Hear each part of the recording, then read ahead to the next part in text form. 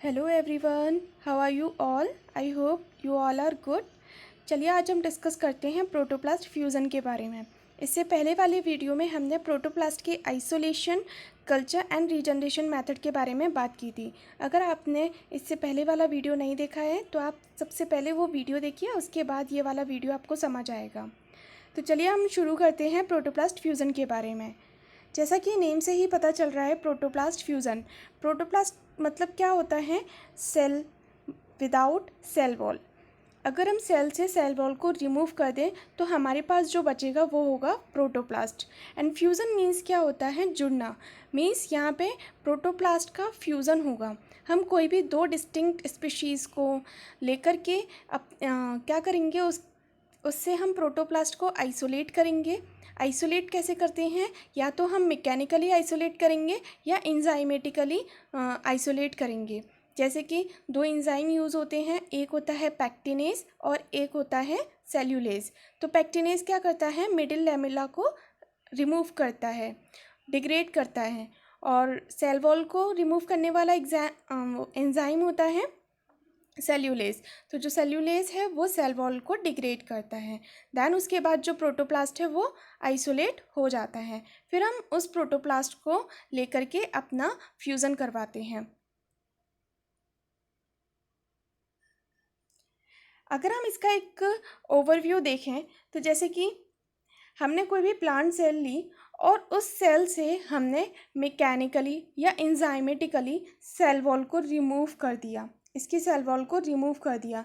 तो जब इसकी सेल वॉल रिमूव हो जाएगी तो हमारे पास क्या बचेगा? प्रोटोप्लास्ट बचेगा। ठीक है, हमने दो डिस्टिंक्ट स्पीशीज़ का प्रोटोप्लास्ट लिया है। फिर हमने क्या किया, उसको प्रोटोप्लास्ट को हमने फ्यूज़ करवाया। तो प्रोटोप्लास्ट को फ्यूज़ कराने के भी दो तरीके हैं। या तो हम स्पॉन्टेनियस फ्यूज़न करवाएंगे या फिर हम इंड्यूस्ड फ्यूज़न करवाएंगे। स्पॉन्टेनियस फ्यूज़न में क्या होता है कि वो अपने आप ही जो प्रोटोप्लास्ट है वो फ्यूज़ हो जाते हैं। दूसरा क्या है कि इसमें हम कोई भी केमिकल ऐड करें तब जाके प्रोटोप्लास्ट फ्यूज़न होता है।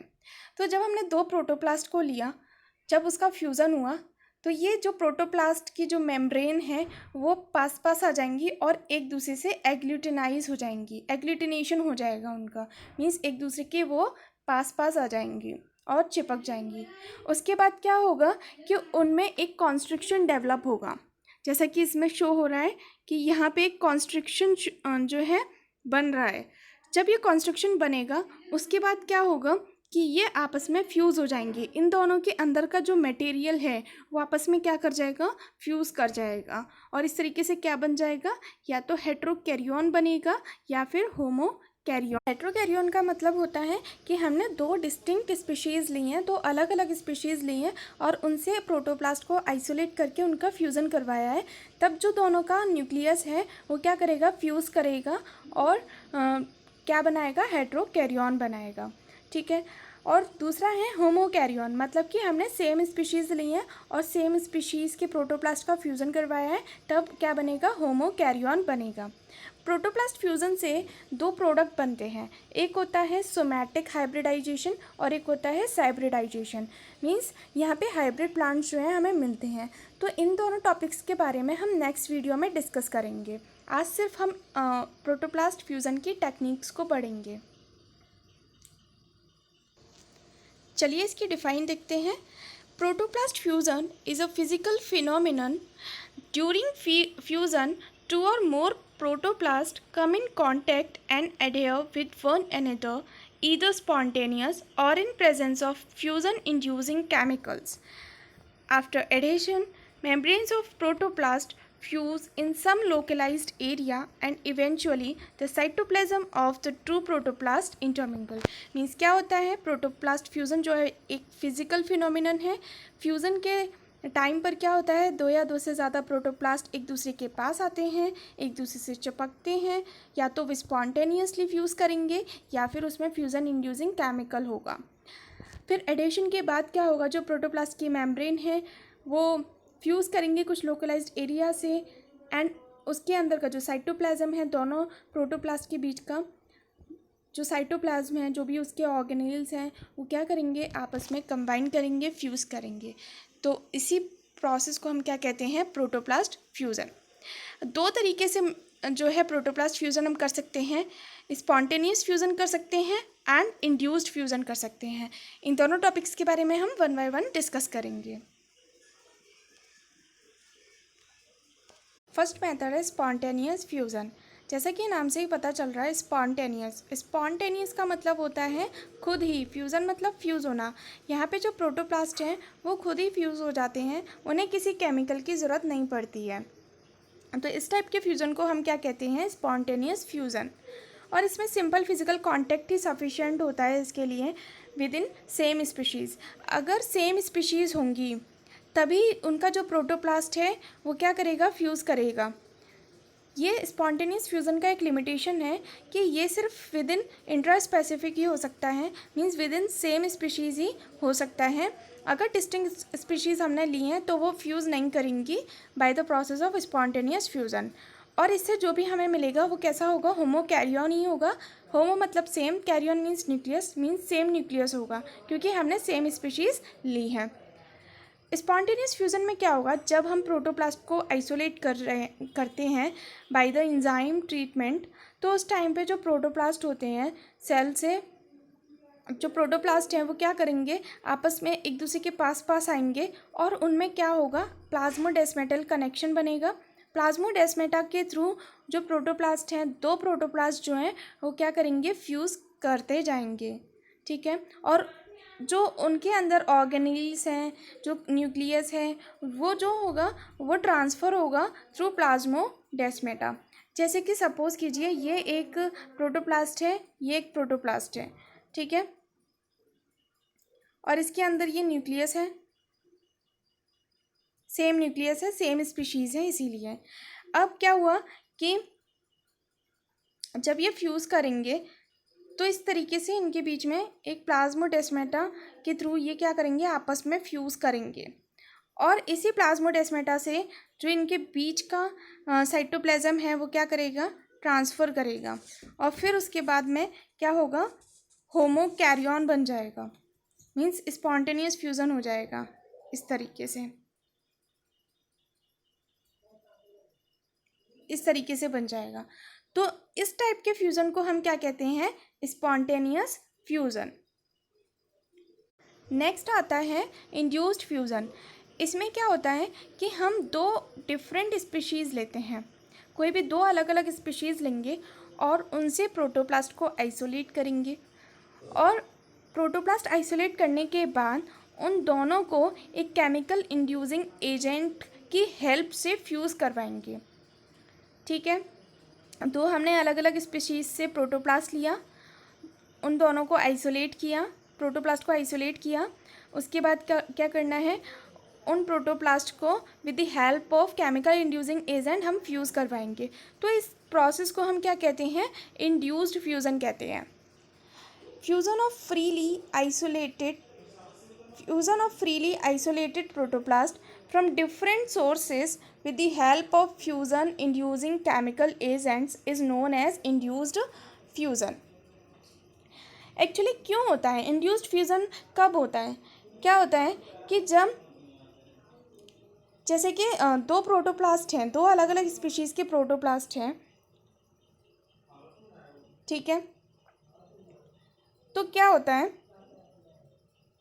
जैसे ये, ठीक है, तो दो अलग अलग स्पीशीज़ ली, दोनों अलग अलग स्पीशीज़ का हमने प्रोटोप्लास्ट लिया, तो इसमें क्या होता है, इनकी जो सेल मेम्ब्रेन होती है इन पे नेगेटिव चार्ज प्रेजेंट होता है, इन पे क्या होता है, नेगेटिव चार्ज प्रेजेंट होता है।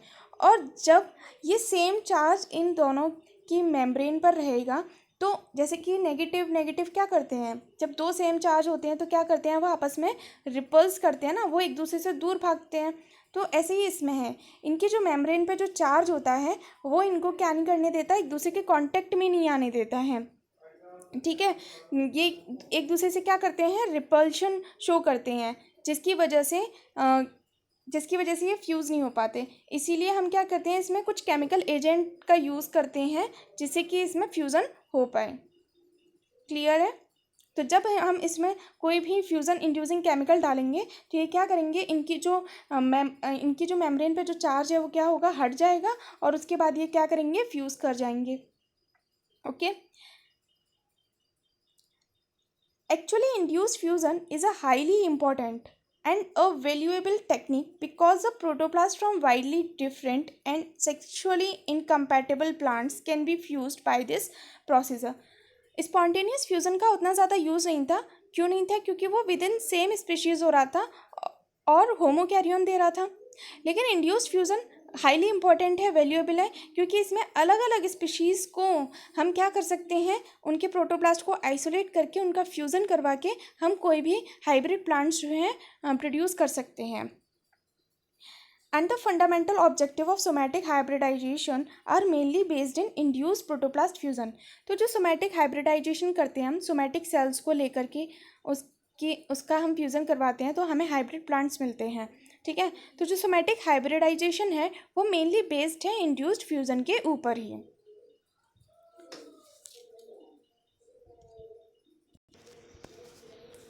अब है कि जो आइसोलेटेड प्लांट प्रोटोप्लास्ट है उसको हम 3 तरीके से इंड्यूस करवा सकते हैं। क्या क्या है? मैकेनिकल फ्यूज़न, सेकंड है कीमो फ्यूज़न एंड थर्ड है इलेक्ट्रो फ्यूज़न। तो पहले हम बात करेंगे मैकेनिकल फ्यूज़न के बारे में। मैकेनिकल फ्यूज़न का उतना ज़्यादा यूज़ नहीं किया जाता है। इसमें हम क्या करते हैं, जो आइसोलेटेड प्रोटोप्लास्ट है उनको फिज़िकल कांटेक्ट में लेकर के आते हैं और जो मैकेनिकल फ्यूज़न है वो मैकेनिकली किया जाता है अंडर माइक्रोस्कोप। तो इसमें जो ये माइक्रोस्कोप है वो यूज़ किया जाता है, इसको हम बोलते हैं माइक्रो मैनिपुलेटर। ये जो माइक्रो मैनिपुलेटर है इसी की हेल्प से हम क्या करते हैं, जो प्रोटोप्लास्ट है उसका हम फ्यूज़न करवाते हैं, इंड्यूस्ड फ्यूज़न करवाते हैं। तो इसकी इतनी ज़्यादा इंपॉर्टेंस नहीं है तो हम इसको डिटेल में नहीं पढ़ेंगे। नेक्स्ट आता है कीमो फ्यूज़न। कीमो मतलब क्या होता है, केमिकल्स। मींस इसमें हम क्या करेंगे कि जो प्रोटोप्लास्ट है उनको केमिकल की हेल्प से फ्यूज़ करवाएंगे। तो स्पॉन्टेनियस फ्यूज़न ऑफ टू और more adjoining several chemicals have been used to induce somatic protoplast is of no practical use but practical fusion. तो कौन कौन से हम केमिकल्स इसमें यूज़ करेंगे? फर्स्ट है polyethylene glycol, calcium ions, polyvinyl alcohol and NaNO3। In chemicals का हम यूज़ करेंगे अपने इंड्यूस्ड फ्यूज़न के लिए। जो हम क्या करेंगे, इसमें प्रोटोप्लास्ट को फ्यूज़ करवाएंगे। क्या होता है कि जो दो प्रोटोप्लास्ट होते हैं डिस्टिंक्ट स्पीशीज़ के, तो उन पर क्या होता है, उनकी सेल मेम्ब्रेन पर नेगेटिव चार्ज होता है और नेगेटिव चार्ज होने की वजह से वो क्या करते हैं, रिपल्स करते हैं, एक दूसरे से दूर भागते हैं।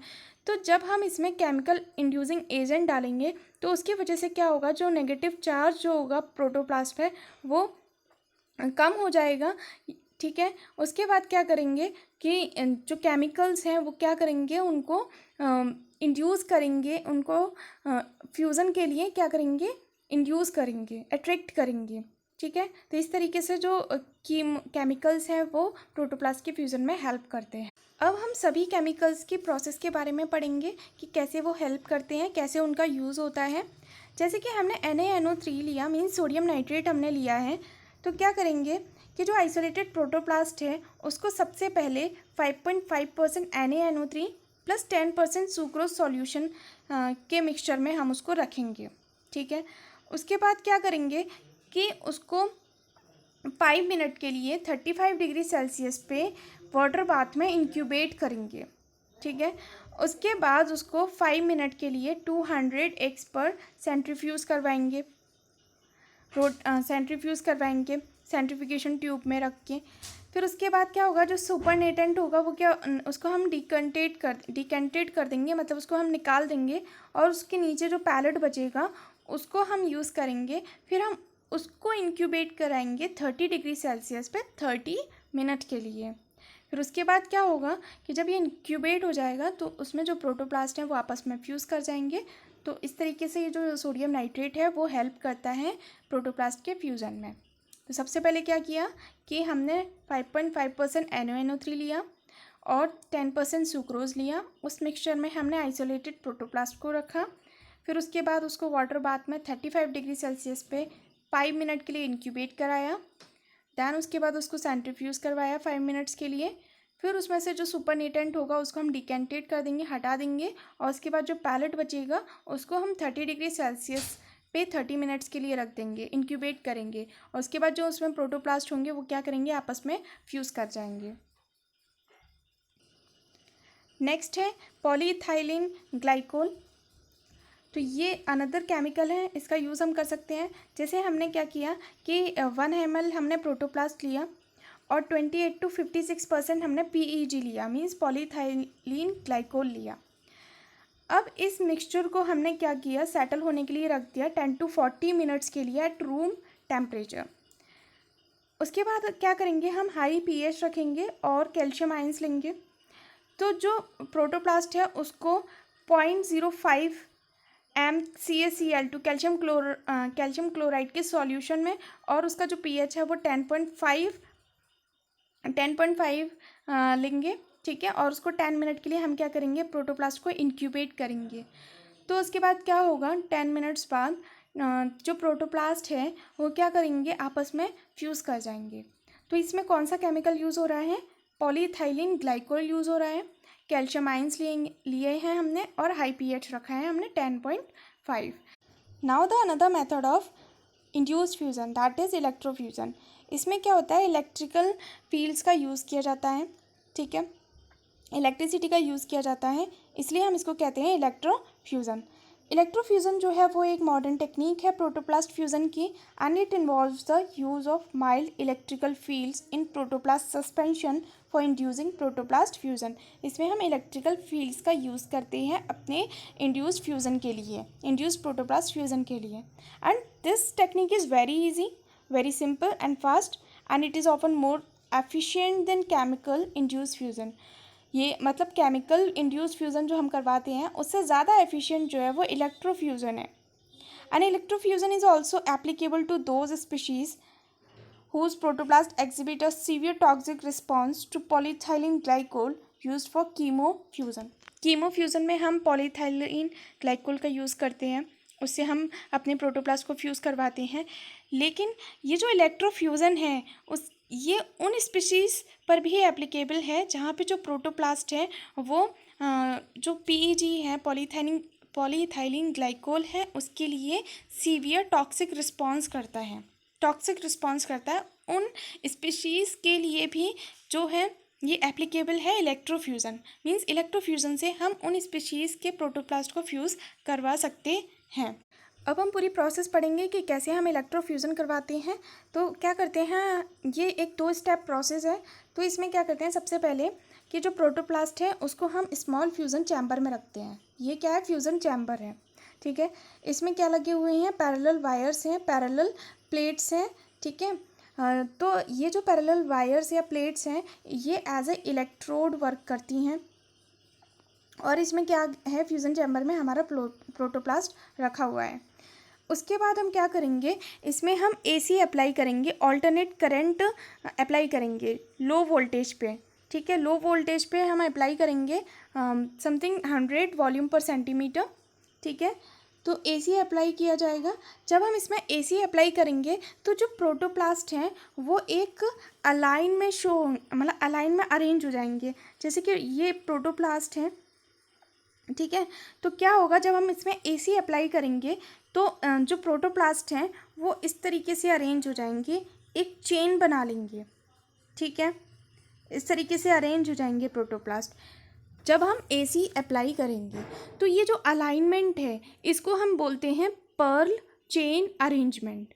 इससे क्या होता है कि जो सेल टू सेल कांटेक्ट है, सेल टू सेल कांटेक्ट होगा, और क्या होगा, जो प्रोटोप्लास्ट है वो फ्यूज़ करेगा, ठीक है। तो ये फर्स्ट स्टेप में हुआ। फर्स्ट स्टेप में हमने क्या किया, प्रोटोप्लास्ट को हमने फ्यूज़न चैम्बर में रखा, ठीक है, जिसमें इलेक्ट्रोड्स हैं, और उसके बाद हमने AC अप्लाई कराया। जब AC अप्लाई किया तो इसमें जो प्रोटोप्लास्ट हैं वो एक अलाइनमेंट मीन्स एक चेन बना लेंगे, चेन में अरेंज हो जाएंगे, ठीक है। और इन चेन्स को हम क्या कहते हैं, पर्ल चेन अरेंजमेंट बोलते हैं। तो ये हमारा हुआ फर्स्ट स्टेप। अब सेकेंड स्टेप में हम क्या करेंगे कि जब ये अलाइनमेंट कंप्लीट हो जाएगा, ठीक है, जब ये अलाइनमेंट कंप्लीट हो जाएगा उसके बाद हम इसमें DC अप्लाई करेंगे, डायरेक्ट करंट अप्लाई करेंगे, ठीक है। ये डीसी पल्स जनरेटर है। फिर जो डीसी अप्लाई करेंगे, डीसी जो है वो हाई वोल्टेज पे अप्लाई किया जाता है, ठीक है, समथिंग 800 वॉल्यूम पर सेंटीमीटर। तो ये अप्लाई किया जाएगा डीसी। जब डीसी करंट जो होता है, डायरेक्ट करंट जो होता है, वो यूनिडायरेक्शनल फ्लो करता है, एक ही डायरेक्शन में फ्लो होता है। तो जब हम इसमें डीसी क्रिएट करेंगे तो इसमें जो प्लाज्मा मेम्ब्रेन का स्ट्रक्चर है वो क्या हो जाएगा, ब्रेक डाउन हो जाएगा। जब इनकी जो मेम्ब्रेन है ब्रेक डाउन हो जाएगी तो जो सेल के बीच में कांटेक्ट है, ठीक है, वो क्या होगा, रीऑर्गेनाइज होगा। और जब वो रीऑर्गेनाइज होगा तब क्या होगा, सेल का फ्यूजन होगा, ठीक है। तो पहले हमने एसी अप्लाई किया, एसी में क्या हुआ, अलाइनमेंट हुआ, ठीक है, चेन्स बनी। उसके बाद हमने डीसी अप्लाई किया, तो डीसी अप्लाई करने से जो प्लाज्मा मेम्ब्रेन है, वो प्लाज्मा मेम्ब्रेन का जो स्ट्रक्चर है वो ब्रेक डाउन हुआ। और जब मेम्ब्रेन ब्रेक डाउन होगी, ठीक है, तो उस जगह पे क्या होगा, सेल का कांटेक्ट होगा और सेल का फ्यूज़न होगा, ठीक है। इस तरीके से ये पूरी प्रोसेस होती है।